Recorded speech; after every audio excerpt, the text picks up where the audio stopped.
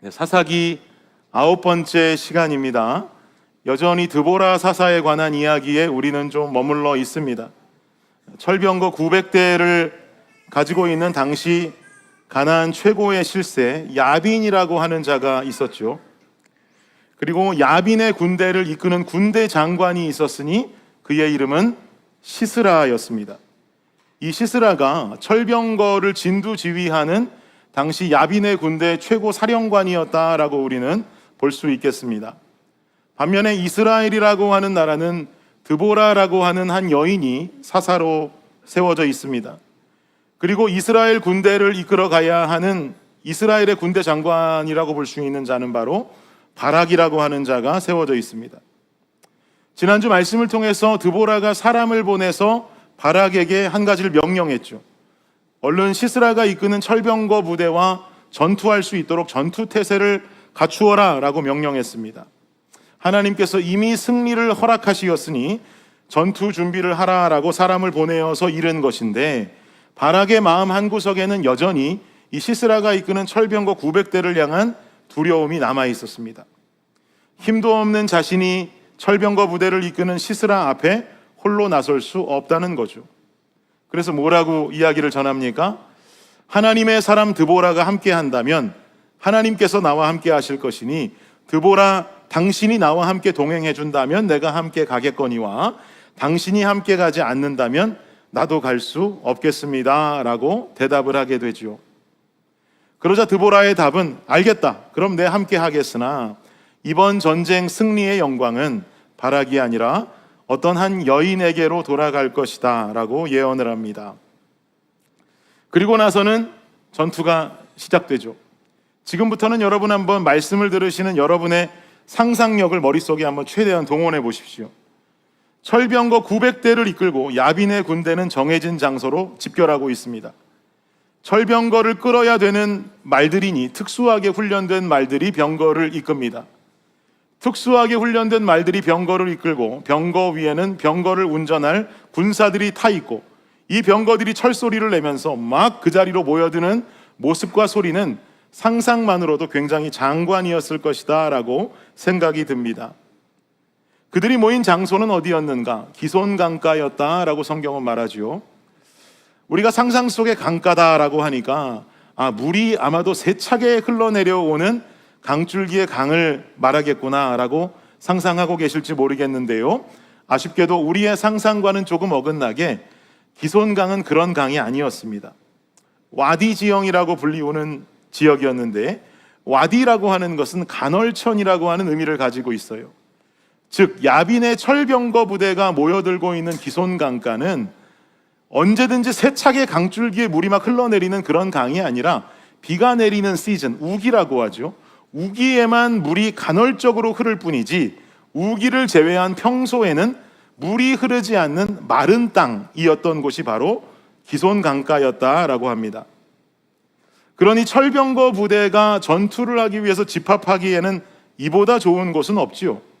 왜냐하니까 강가이기 때문에 땅 넓이도 넓으니 900대의 철병거 부대가 전열을 가다듬을 수가 있기에 딱 좋고, 또 바닥도 우기가 아니어서 마른 땅이다 보니 당연히 병거 바퀴가 돌아가기도 좋아서 이스라엘 백성들과 이곳에서 붙는다면 아마도 이스라엘 백성들은 병거 앞에서 힘도 한번 써보지 못하고 엄청난 기세에 그 승기를 잃고 말게 될 것입니다. 반면 이스라엘 군대의 현재 위치는 어디인가? 12절을 보시면 읽겠습니다. 시작. 아비노함의 아들 바락이 다볼산에 오른 것을 사람들이 시스라에게 알림해 라고 말하죠. 바락이 이끄는 이스라엘 군대는 약 한 10,000명 정도 됐다 하는데, 이 군대는 다볼산에 위치하고 있습니다. 왜 이 군대는 다볼산에 위치하고 있는 걸까요? 선뜻 기손강가로 용감하게 내려와서 싸울 수가 없지요. 왜냐하면 마른 땅이었기 때문에 야빈의 철병거 부대는 기손강가에서 아마도 최고의 전투력을 보여줄 것이 분명하기 때문입니다. 그렇지만 산 위는 환경이 다르죠. 산 위는 병거가 자유롭게 다닐 수가 없습니다. 그렇기 때문에 그래서 이스라엘 군대는 현재 산 위로 올라와 있는 것이에요. 그래야 그나마도 뭔가 싸울 수 있는 자기네 나름대로의 유리한 위치를 선점할 수 있는 것입니다. 이처럼 기손강가와 다볼산에 각각 배치되어 있는 야빈의 철병거 부대와 10,000명가량 되는 바락의 군대는 전투를 앞두고 숨을 죽이고 있습니다. 긴장감이 가득합니다. 상상이 되시죠? 그런데 본문 4장을 넘어가서 본문 사사기 5장을 열어보면 드보라의 노래를 통해서 당시의 상황과 배경을 우리가 좀 알 수가 있는데요. 한 대목을 한번 보죠. 5장 21절과 22절입니다. 시작. 기손강은 그 무리를 표류시켰으니 이 기손강은 옛 강이라 내 영혼아 내가 힘 있는 자를 밟았도다. 그때의 군마가 빨리 달리니 말굽 소리가 땅을 울리도다. 아멘. 야빈의 철병거 부대와 바락의 군대는 긴장감이 가득하게 대치 상황 속에 있습니다. 그리고는 전쟁이 벌어집니다. 그런데 이 순간에 우리가 방금 읽은 구절을 한번 보니까 기손강은 그 무리를 표류시켰다라고 말씀해요. 표류시켰다. 이게 무슨 말입니까? 분명히 마른 땅이라고 하지 않았습니까? 그런데 지금 야빈의 철병거 부대가 기손강에서 표류됐다라고 하는 거예요. 마른 땅에서 어떻게 표류될 수가 있을까요? 무슨 말입니까? 지금 이 상황인 즉슨 하나님께서 하늘에서 이 전투를 시작할 때 엄청난 폭우를 쏟아부었다라는 것을 알 수 있는 장면이에요. 폭우가 내려왔어요. 소나기가 세차게 내려오기 시작합니다. 그러니 마른 땅이 뭘로 변해요? 진흙탕으로 변하겠죠. 진흙탕으로 변하니 당연히 철병거들은 힘을 낼 수 있어요? 힘을 낼 수 없죠. 철병거를 끄는 특수하게 훈련된 군마들도 비가 오고 땅바닥이 마른 땅이었다가 진흙탕으로 변하니 어찌할 줄을 몰라서 이리저리로 막 뛰어다녀 보지만 병거 바퀴는 이미 진흙탕에 다 빠져버린 상태라서 자신들이 제 아무리 특수하게 훈련된 말이라고 할지라도 병거를 끌고 운전할 만한 힘과 능력이 사라져버린 거예요. 이때 다볼산에 있던 이스라엘 군대는 그 모습을 보고 함성을 지르며 내려옵니다. 기손강가로 내려와 어쩔 줄 모르고 당황하는 철병거 부대를 공격하기 시작합니다. 결국 이 전투에서 승기를 잡은 것은 사람들이 예상하는 것과 같이 철병거를 몰고 나와 마른 땅 위에 늠름하게 서 있던 야빈의 군대가 아니라 다볼산에 숨어 있었던 이스라엘이 된 것입니다. 우리는 저마다 인생을 살면서 반전 드라마를 꿈꾸면서 살아가죠. 월드 베이스볼 클래식에서 미국이 우승을 하는 건 재미난 일 아닙니다. 베네수엘라가 미국을 꺾고 우승해야 재밌는 거죠. 월드컵 4강에 이탈리아가 올라가는 건 그리 재미난 일 아닙니다. 동방의 작은 나라 대한민국이 월드컵 4강에 올라가야 재미있는 일이죠.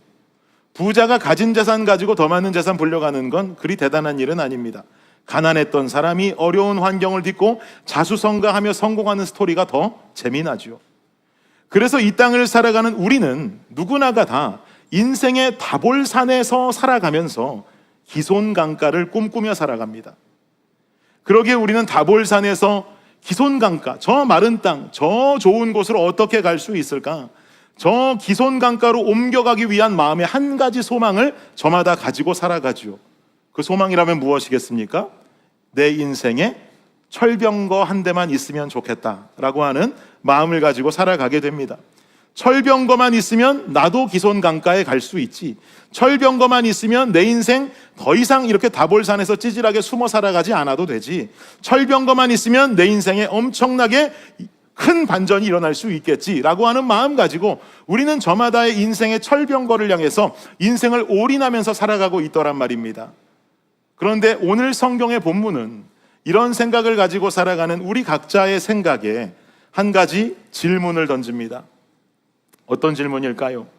열심히 일하고 노력하고 온 힘을 다 쏟아서 내 인생 최고의 무기 철병거를 손에 넣었건만, 그래서 나도 이제 저들과 같이 기손강가에 늠름하게 서서 뭔가 한가닥 할 수 있고 큰 소리 한번 치고 싶건만, 어느 날 갑자기 내 인생에 폭우가 쏟아져 내 인생에 서 있는 그 자리가 진흙탕으로 변해버린다면 우린 그땐 어떻게 할 거냔 말이죠.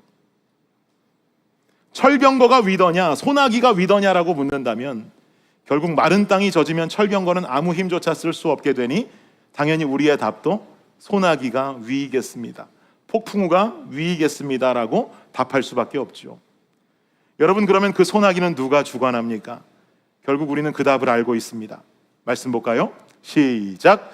예수께서 깨어 바람을 꾸짖으시며 바다더러 이르시되 잠잠하라 고요하라 하시니 바람이 그치고 아주 잔잔하여지더라. 믿으십니까? 폭풍을 주시는 분도 주님이시요 거두어 가시는 이도 주님인 줄을 믿는 여러분 되시기를 주의 이름으로 축원합니다. 철병거가 생겨야 인생의 반전인 줄 알았는데 아니더라는 거예요. 인생 최고의 반전은 철병거인 줄 알았는데 아니라 소나기더란 말이에요. 제 아무리 철병거가 강하다고 해도 내리는 소나기에 젖은 땅에서는 아무 힘도 발휘할 수가 없더란 말이에요. 이 전쟁에 있어 승패의 최종 결정자는 철병거라고 철떡같이 믿고 살아왔는데 그게 아니더라는 거예요. 이 전쟁의 최종 결정자는 알고 보니 소나기를 주관하는 하나님이셨다는 거예요. 나는 돈만 있으면 차를 바꿀 수 있을 줄 알았는데 와이프의 마지막 허락이 필요하더라는 거예요. 나는 돈만 있으면 내 게임하는 컴퓨터를 모두 싹 갈아치울 수 있을 줄 알았는데 마지막 와이프의 허락이 필요하더라는 거예요. 돈만 있으면 내 맘대로 할 수 있을 줄 알았건만 돈이 있어도 와이프의 허락이 없으면 나는 아무것도 할 수 없더라는 거예요. 형제님들께 심심한 위로의 말씀을 전합니다. 우리도 뭐 그런 대우를 당하는 데 이유가 있지 않겠습니까? 맨날 마지막이라고 그러는데 마지막이 아니잖아요. 그러다 보니까 죄질을 당하는 거죠. 최고의 결정자가 있어요. 최고의 결정자가. 그게 철병거인 줄 알았는데 아니더라는 거예요. 폭풍우가 몰아닥치니 소나기가 내려오니 철병거 900대가 아니라 9,000대가 있어도 움직일 수조차 없더라는 거죠. 사랑하는 여러분, 우리 인생 최고의 반전은요, 하나님을 믿는 일인 줄을 믿습니다. 하나님을 믿는 일이 나타나니 우리 삶에서 하나님을 믿고 나니 어떤 일이 벌어져요? 죽었는 줄 알았는데 살아났대요. 사망인 줄 알았는데 생명으로 옮겨졌대요. 좁은 길인 줄 알았는데 생명의 길이래요. 십자가 길인 줄 알았는데 부활의 길이랍니다. 혼자 가는 길인 줄 알았는데 단 한순간도 하나님은 나를 놓치신 적이 없다는 것이에요. 주님 허락하시면 내 인생이 생명의 인생이 된다는 것이에요. 철병거 없이도 살아나서 영광스러운 최종 결정자 하나님을 위해서 살아갈 수 있는 우리가 되기를 축원합니다. 그러니 사랑하는 여러분, 하나님을 믿으십시오. 믿으실 거면 더 깊이 믿으십시오. 하나님 사랑하실 거면 더 깊이 사랑하시기를 축복합니다. 가난했던 내가 부자 되는 게 인생 최고의 반전이 아니라 죽음의 길에 있던 내가 생명의 길로 들어서는 이 놀라운 반전이 일어나므로 우리의 인생이 슬픔 대신 희락을, 재 대신 화관을, 근심 대신 찬송을 주시는 놀라운 인생 최고의 반전을 누릴 수 있기를 예수 그리스도의 이름으로 축원합니다. 그렇게 기손강가에 소나기가 내림으로 결국 이 전쟁에서 이스라엘이 대승을 거둡니다. 아무도 기대하지 않았습니다. 아무도 그렇게 생각하지 않았습니다. 그러나 이스라엘이 대승을 거둡니다. 이스라엘이 승기를 잡았다는 것을 알 수 있는 증거는 뭡니까? 철병거 부대를 이끌던 시스라가 36개 주랭랑 도망을 치기 시작하죠. 시스라가 도망한 곳은 어디냐? 유목민 생활을 하고 있는 겐족 속의 헤벨의 아내 여인 야엘의 장막 앞으로 도망갑니다. 야엘은 시스라를 만나서 이렇게 말하죠. 본문 읽어볼까요? 시작. 야엘이 나가 시스라를 영접하며 그에게 말하되 나의 주여 들어오소서, 내게로 들어오시고 두려워하지 마소서 하며 그가 그 장막에 들어가니 야엘이 이불로 그를 덮으니라. 야엘이라는 여인이 등장합니다. 드보라가 말했던 이 전쟁의 영광은 바락이 아니라 한 여인에게 돌아갈 것이라고 했던 그 예언의 주인공이 어떤 사람이든지 그 사람이 어떤 모습을 하고 있고 어떤 행색을 하고 있든지 자신의 장막 앞으로 찾아온 손님이면 그를 극진하게 대접해주고 섬겨주는 것이 유목민들의 생활 풍습이었습니다. 그러니 야엘이 시스라를 영접해주는 건 이상한 장면 아닙니다. 고대 사회 유목민들의 풍습으로서는 당연히 이해할 수 있는 장면입니다. 시스라는 야엘의 장막으로 들어가서 말하지요. 목이 마르다 라고 말합니다. 그러니 야엘은 시스라에게 우유를 가져다 줍니다. 전 이 장면을 아무렇지도 않게 지나갈 수가 없더라고요. 여러분은 어떠세요? 왜 그냥 지나갈 수 없을까요? 목이 마르다는데 우유는 좀 아니지 않나요? 우유 마시면 더 목마르잖아요.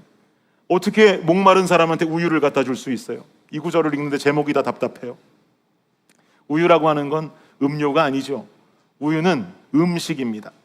그래서 우유를 먹으면 체내에서 단백질을 분해해야 되고 체내 수분을 쓰는 에너지 소모가 엄청나게 일어나게 된다고 그래요. 체내의 에너지가 엄청나게 사용되니 그 다음에 인간에게서는 어떤 현상이 일어나겠습니까? 졸음이 와요. 그래서 당시 유목민들이 손님에게 우유를 대접하는 것은, 물론 목이 마르다 했더니 우유를 갖다 주었다 말하지만, 우유를 주는 것은 이 우유가 천연수면제 역할을 하기 때문이었어요. 그리고 이 우유 드시고 이 장막에서 그냥 푹 한숨 주무시고 쉬시다 가시라는 의미에서 우유를 갖다 줬다는 거예요. 이렇게 우유를 주더니 야엘은 자신의 장막 가운데에서 나옵니다. 그런데 성경에는 나와 있지 않지만 일부 유대 전승을 찾아보면 이 장막에서 우유를 시스라에게 주고 나오는 야엘이 장막문을 열면서 나올 때 하나님 앞에 기도를 했다라고 하는 이야기가 나와요. 야엘이 어떤 기도를 하나님 앞에 드렸을까요? 주님, 당신의 백성을 죽이려 했던 이 시스라를 내 손으로 죽이게 하여 주옵소서. 이런 기도 아니었을까요? 그런데 분명히 야엘은 이방인이란 말이죠. 이방 여인이 어떻게 하나님 앞에 기도를 하고 왜 하나님의 백성된 이스라엘 백성들의 복수를 본인이 하려고 하는 것입니까? 사실 겐족속은요, 위로 그 조상 대대로 거슬러 올라가 보면 그 혈통 윗자락에는 누가 있냐면 이드로라고 하는 사람이 있습니다. 이드로가 누군가요? 모세의 장인이죠. 즉 지금 겐족속은요, 비록 이방인들이지만 하나님을 믿는 이드로의 혈통이었다는 것이에요. 지금은 비록 이 가나안 땅에 살다 보니 이들도 철병거 900대라고 하는 어마무시한 힘에 눌려서 야빈과 화친과 동맹을 맺으며 그 앞에 살아가고 있지만, 실상 이들의 마음속에는 하나님을 믿는 믿음과 신앙이 있었다라고 하는 거죠.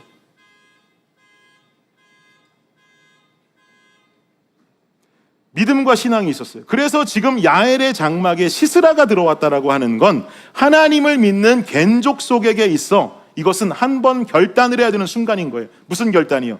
하나님을 선택하느냐, 아니면 우리와 동맹국인 야빈을 선택하느냐. 철병거 900대가 두려운가, 하나님의 역사가 두려운가를 결단해야 되는 중요한 갈림길에 서 있다는 거죠. 그런데 야엘은 자신의 장막을 나오면서 뭘 했다고요? 하나님께 기도했다는 것이에요. 이 여인은 결국 하나님께 기도하는 여인으로서 야빈이 아니라 하나님을 선택한 믿음의 여인이 되었다라고 하는 것을 성경은 우리에게 알려주고 있는 겁니다. 그리고는 어떤 결정을 내리고 어떤 것을 행동에 옮기는가, 21절을 보자고요. 시작. 그가 깊이 잠드니 헤벨의 아내 야엘이 장막 말뚝을 가지고 손에 방망이를 들고 그에게로 가만히 가서 말뚝을 그의 관자놀이에 박음에 말뚝이 꿰뚫고 땅에 박히니 그가 기절하여 죽으니라. 첫 번째 작전은 성공했어요. 그가 깊이 잠드니, 우유 가져다 줬잖아요.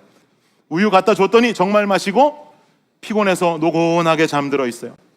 그리고는 노곤하게 잠들어 있는 모습을 확인하더니만 도대체 읽기조차 끔찍할 정도로, 어떻게 저렇게 할 생각을 했을까 싶을 정도로 엄청난 방법으로 시스라를 죽이기에 이릅니다. 야엘이 장막 말뚝을 가지고 손에 방마기를 들고 그에게 가만히 가서 말뚝을 그의 관자놀이에 박아서 꿰뚫고 땅까지 박힐 정도로 심각하게 박아서 시스라를 죽여버립니다. 여러분 생각해 보세요. 시스라는요, 철병거 900대 이끌고 기손 강가에 서면 승리할 줄 알았어요. 900대가 뭐예요? 90대만 들고 나가도 사실은 승리할 수 있지 않았겠습니까? 시스라는 철병거를 이끌고 마른 땅 기손 강가에 서면 승리할 줄 알았어요. 그러나 그곳에서 승리할 수 없이 패배했습니다. 도망쳤어요. 도망을 치고 나와서 야빈과 화친 동맹을 맺고 있는 겐족 속의 장막으로 들어오면 안전할 줄 알았어요. 그러나 결국 자신이 안전할 것이라 생각했던 곳에서 시스라는 그 생의 마지막을 장식하게 됩니다. 사랑하는 여러분, 우리 인생의 결과는요, 미리 알 수 없어요.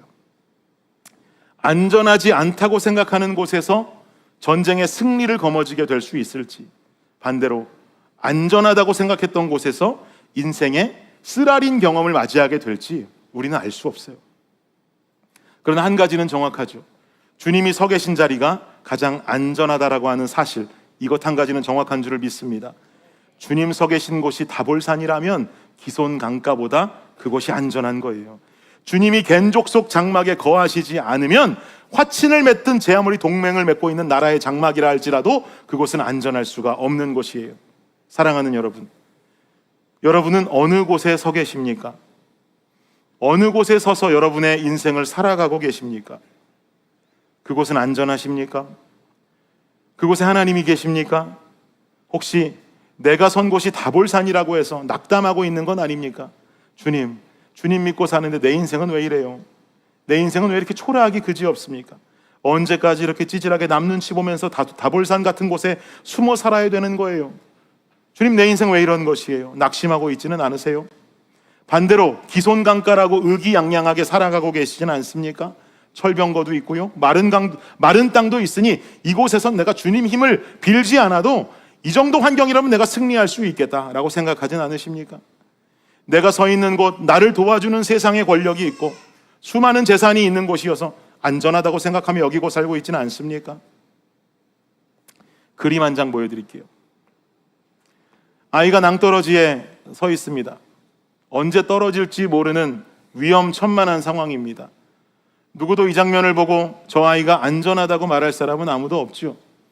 한 발짝만 잘못 내딛어도 저 아이는 곧 죽은 목숨이 되고 맙니다. 만약에 저 아이가 우리 집 아이라면 저 아찔한 상황은 아마도 상상하고 싶지조차 않으실 겁니다. 근데 여러분, 이 그림이 이렇게 바뀌면 어떨까요? 여전히 그 아이 하나가 낭떠러지에 서 있습니다. 언제 떨어질지 모르는 위험천만한 상황이었으나 지금의 그림, 오른쪽 그림을 보니 아무도 걱정할 사람이 없습니다. 방금 전까지는 낭떠러지에서 떨어질 것 같은 위험한 그림이었는데 이젠 낭떠러지에서 일부러 아빠 품에 뛰어내려서 장난치며 안길 것 같은 평온한 그림이 되어버렸습니다. 두 그림의 차이는 하나입니다. 여러분이 보시는 왼쪽의 그림은 아버지가 서 있지 않고 오른쪽 그림은 아버지가 서 있다라고 하는 것이죠. 사랑하는 여러분, 다볼산이어도 그곳에 아버지 계시면 문제가 없습니다.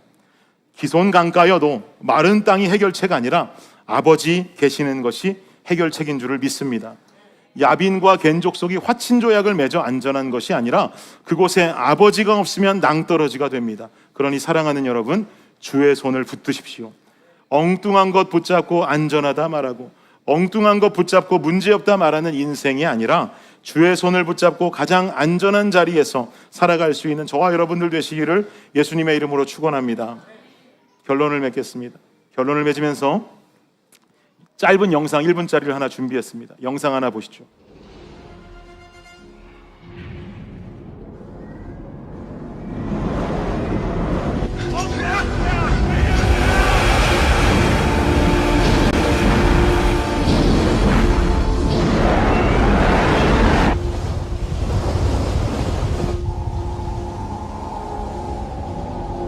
Why are they turning? Is it hard over? It is, yes sir, hard over.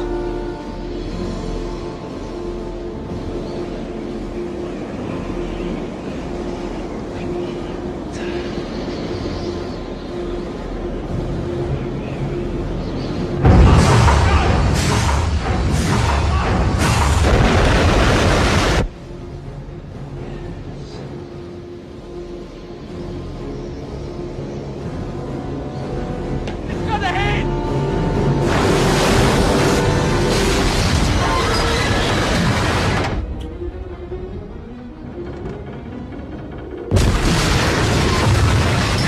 Jesus Christ!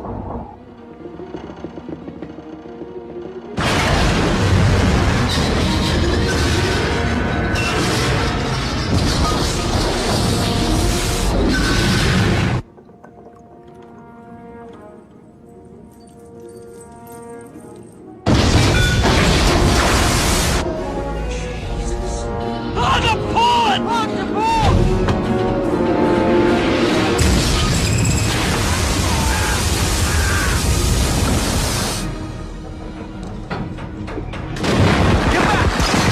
여러분이 잘 아시는 영화 타이타닉의 한 장면입니다. 아주 하이라이트죠. 타이타닉호가 빙산에 부딪혀서 파손되고 있는 장면입니다. 1912년 절대 가라앉지 않는 배다라고 자부했던 타이타닉호가 출항했습니다. 당시 사람들은 이 거대한 배를 보면서 그렇게 말했습니다. 세상에서 가장 안전한 요새가 바로 저 타이타닉호다라고 믿었습니다. 저 배에 올라타기만 하면 안전이 보장될 줄 알았습니다.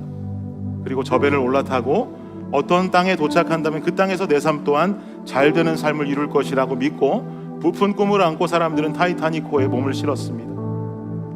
그리고 뱃속은 정말 안전하게 운항을 하면서 매일같이 연회가 벌어지고 파티가 벌어집니다. 사람들은 여전히 최고의 배를 타고 어딘가를 향해 간다라고 하는 흥분 속에 빠져 있습니다. 그러나 방금 보셨던 것처럼 저 타이타닉호가 빙산에 부딪힌 순간, 정면으로 부딪힌 것도 아니죠. 비껴 나가려고 열심히 노력을 해서 그 코너 한순간이 빙산에 부딪혔을 뿐인데, 그 순간 저 거대했던 철갑선은 가장 거대한 감옥으로 변했습니다. 커다란 배 안으로 물이 쳐들어옵니다. 이곳저곳을 물이 덮치더니 순식간에 타이타닉호는 바닷속으로 침몰하기에 이르게 됩니다. 그런데 여러분, 저 영화 다들 보셨을 텐데요. 마지막 장면 기억하실지 모르겠어요. 배가 다 파손되고 사람들은 나무 조각에 이렇게 기대서 물 안에서 구조를 기다리고 있는 그 상황. 그런데 그 사람들을 구하는 배가 나타나기 시작합니다. 어떤 배가 나타나나요? 오히려 사람들을 구했던 것은 아주 작은 구명보트였어요. 나무보트. 저 거대한 타이타닉호에 비하면 초라하기 짝이 없던 작은 나무 구명보트가 와서 사람들을 건져내기 시작합니다. 그리고 그 작은 배에 올라탄 사람들은 살게 되나, 결국 그 배에 오르지 못한 사람들은 바닷속에서 체온이 떨어지다가 얼어 죽게 되죠. 여러분의 인생은 어떠세요? 여러분 인생에 무엇이 자랑이 되고 있습니까? 무엇이 여러분의 자랑이 되고 무엇이 여러분을 지켜주고 계십니까? 우리 인생 하나님이 없다면 제 아무리 타이타닉이라고 해도 침몰하고 맙니다. 코너 한번 빙산이 때리면 침몰할 뿐이에요. 그러나 하나님께서 함께 하실 때 작은 구명보트라 할지라도 그곳이 가장 안전한 곳이 되는 것입니다. 우리 인생의 결과 미리 알 수 없지요. 그러나 가장 선한 것을 예비하시고 가장 안전한 곳으로 이끄시는 하나님을 붙잡는 우리의 인생이 되어야 합니다. 그분이 선장이라면 아무 문제 없습니다. 그분이 선장이라면 그곳이 가장 안전합니다. 내 인생의 반전을 이루시는 가장 큰 능력 되신 하나님을 의지하시고 내 인생을 가장 선한 길로 이끄시는 큰 능력 하나님을 바라보며 살아가는 저와 여러분의 이번 한 주간 우리의 인생과 삶이 되시기를 예수 그리스도의 이름으로 축복합니다. 우리 함께 찬양하고 결단하겠습니다.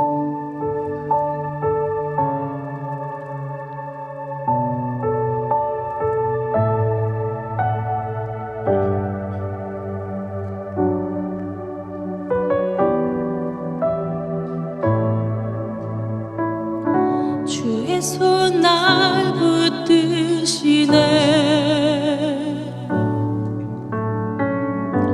영원한 피난처 되시네.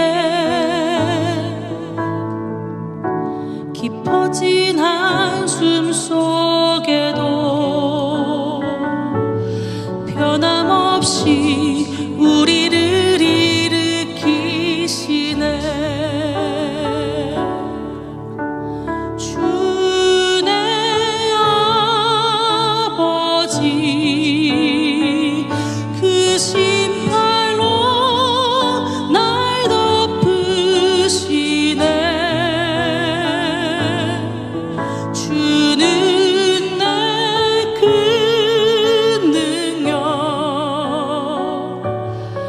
변함없이 우리를 일으키시네.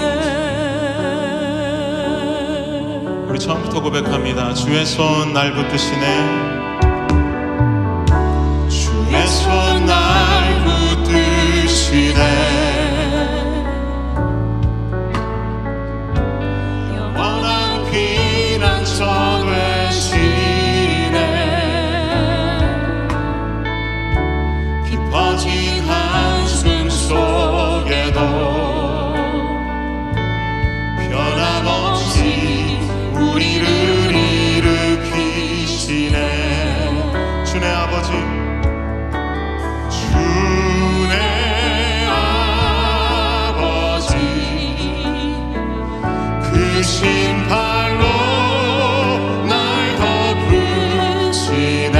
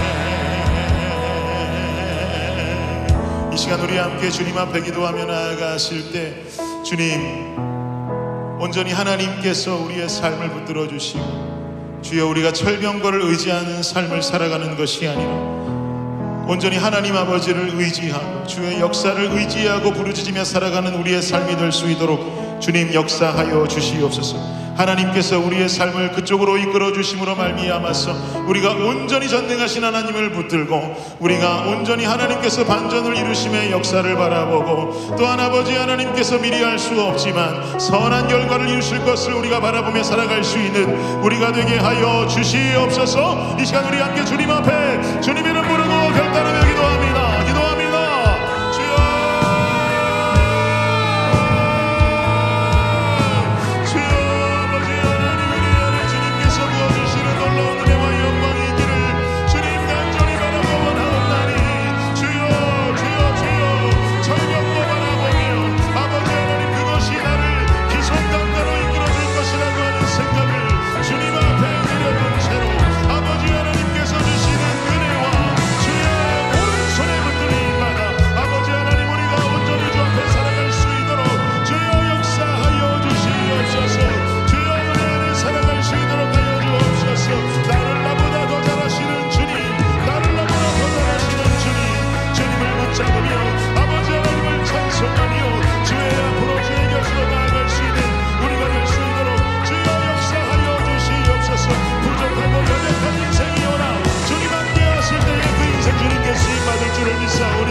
부족하여도 주님께서 깨진 그릇이어도 아버지 하나님께서 빚어주실 줄을 믿사오니 주님 앞으로 나아가 기도하며 예배하며 주여 신실한 자의 삶의 모습으로 아버지 하나님 진정한 예배자의 모습으로 주를 예배하는 우리가 될 수 있도록 하여 주시옵소서. 주님 붙들어 주시옵소서. 주님 역사하여 주시옵소서.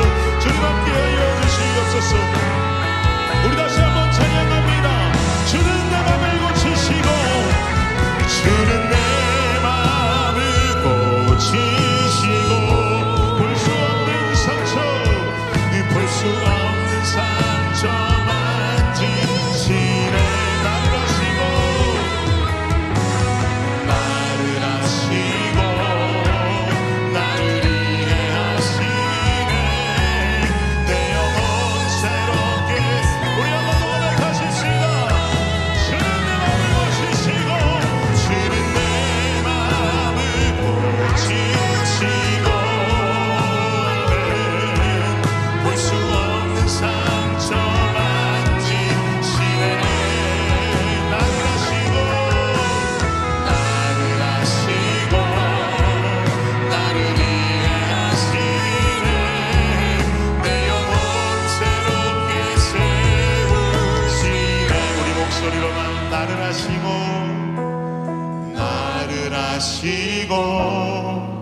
나를 위해 하시네.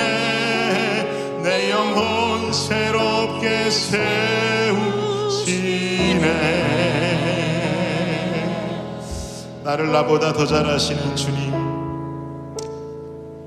우리의 삶이 헛되고 허망한 것, 썩어질 것을 바라보고 살아가는 삶이 아니라 우리를 구하신 예수 그리스도 그분의 사랑을 신뢰하고 나를 가장 선한 곳으로 이끌어 가실 인생의 가장 큰 반전을 이루실 주 하나님을 믿고 살아가는 삶이 되게 하여 주옵소서.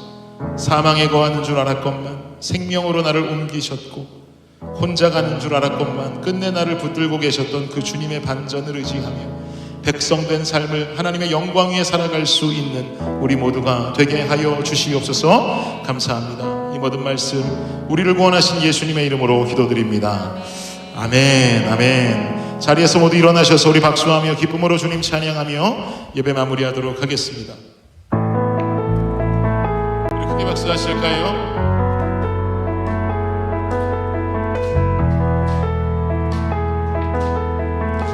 우리를 창조하신 주님을 찬양합시다. 온 세상